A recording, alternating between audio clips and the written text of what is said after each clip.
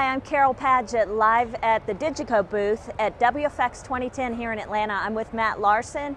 And Matt, how are you doing today? Very good. Good morning. Good. I wanted to ask you a few questions. We know that there's such a range of needs in the house of worship, from contemporary services to still a lot of traditional services. And tell me a little bit about the products that Digico offers that really is able to span the gap between the 500 seats all the way up to 2,000. That's a great question. What we tried to do with the Digico brand is we actually have a full line of products. What we're able to do is there's the traditional service where they don't need a really advanced audio system, a mixing console, because they're not using as many inputs. But there's a lot of houses of worship where maybe they're running the traditional service at 9 o'clock, and at 10:30 they're running the contemporary. So they've got a pretty drastic changeover. So one of the things we're able to accomplish with the Digico line is the ability, one, is to have a lot of inputs and outputs on whether we're looking at an SD7 or the SD8 or even the SD9, and give it a lot of flexibility to be able to handle it. But what we also did is the consoles work really easy, so a volunteer can get on it and mix and feel comfortable, because that's not their full-time job a lot of times. What they're trying to do is just help. So what we've done is we've designed it so they're really easy to operate, but at the same time we've given a lot of advanced features. So let's say for the Easter service where they're maybe doing a bigger production or something, we have the advanced automation. So all that is built into the system, so they can take advantage of those features or not. So we can kind of cover the whole gap of users, from the small church to a very large church. Okay.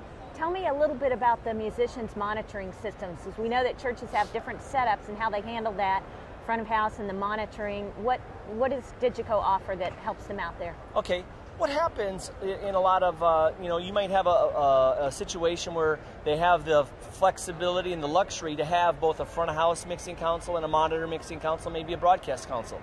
Sometimes it could be budget, or it could be just the staffing that they want to use one mixing console doing the front of house and the monitor positions.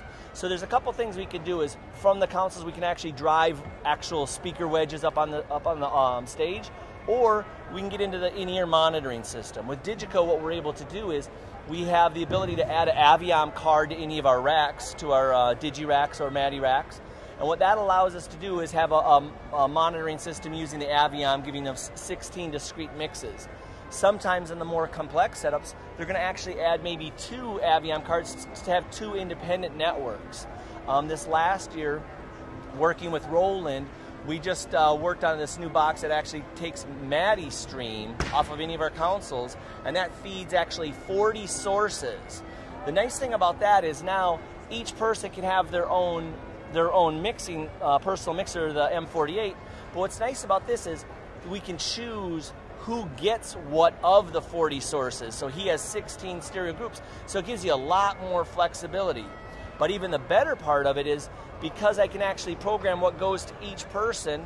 One of the things I always say with House of Worship, the most consistent thing in House of Worship is the inconsistency. And what that is you have 3, 4 drummers, you have various guitar players. So the ability with using the Roland system is that I can actually pull up a setting for Jimmy or for Fred or whoever the actual musicians are. What that also does is that allows the monitor engineer, the front house engineer who's mixing monitors, to focus on maybe the key mixes, and then the things that you don't have to have so much time on, the musician can actually control those. So it's a great integration, whether you already own an Aviom system or you're buying a new system, like in a Roland system. So what we've tried to do is make certain that the integration with Digico is really easy to do and actually pretty darn affordable, but the quality of audio is fabulous. One other question too, there's the range of applications that churches might use your product. There's a lot of, there's live broadcast, and then after that there's a lot of post-production. They want to use this on their website or however they want to make a service available, or maybe promote themselves and what they're doing. What do you have there, that can help out with this range of needs? Okay.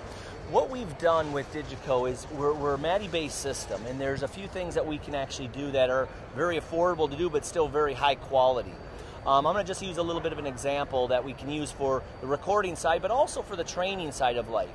with Digico, we use a box called the RME Matty Face. And what that allows me to do is I can plug a card into my Mac or my PC and use a software program to record it. So I can use Reaper, Nuendo, Logic, or Cubase, any of those programs. So I actually have complete multi-track recording. Now, you would think that's great for the broadcast side because maybe they want to record an Easter show and archive it, or maybe then sell DVDs or whatever. Where we kind of take it is that we want to allow the engineer to not only use it for a tool for the mixing down later on in post-production in the broadcast side, but also as a fantastic tool for actually learning how a mixer works. You know, somebody says, hey, we got to put a compressor on the vocal. I was like, well, what's a compressor? Well, what we're able to do is on the system is we actually, all the inputs coming into the desk, into any of our consoles, they come in through the mixer and we can hear it up in the PA. But what we also are able to do is take those same signal sources and feed them off to our computer so we can actually archive them or record every single track.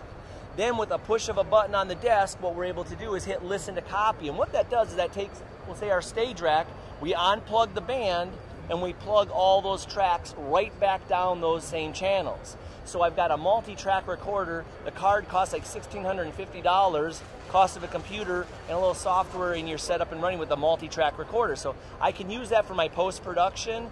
I can also use it if I want to for educational side, because now that I've got my multi-track recording, what I'm able to do is be here all by myself, maybe with a pair of headphones, put a compressor in a vocal, make some adjustments, and actually see how it really works in real time. That's excellent. It's so clear that you have the church user in mind in your products. Let me ask you too, you've been coming to WFX for a long time. What keeps you coming back? I got to say it's one of my favorite shows for this reason, and I'm not just sucking up. The reason I really like it is because the people that come here, it's a smaller show, but what it is everybody that comes here is really here for a purpose. They've got approval for some money for travel to come in. They've came in to sign up for all the classes. I think like the second WFX I did, there was a session at like 6:30 at night where 2 buses were filled. Everybody got a box lunch. We drove an hour to a church. We got back at like midnight, and every single person was happy because they were there to learn. And that's really exciting to see because they want to come here and absorb and kind of grow what they know about audio or video or whatever. So I think the one thing that WFX has really done, it gives a source for the house of worship that's trying to maybe do some a remodel, or maybe they're building a new campus or a new phase of the building project. It gives them this great spot where they can talk to consultants, they can talk to acousticians, they can talk to audio guys, lighting guys, staging guys, finance people. So I think this is one of the best places for a house of worship to actually come and make wise decisions for where they're going to spend their money and their growth. Okay, thanks, Matt. We're glad you're here. I'm Carol Padgett, live from WFX with Matt Larson.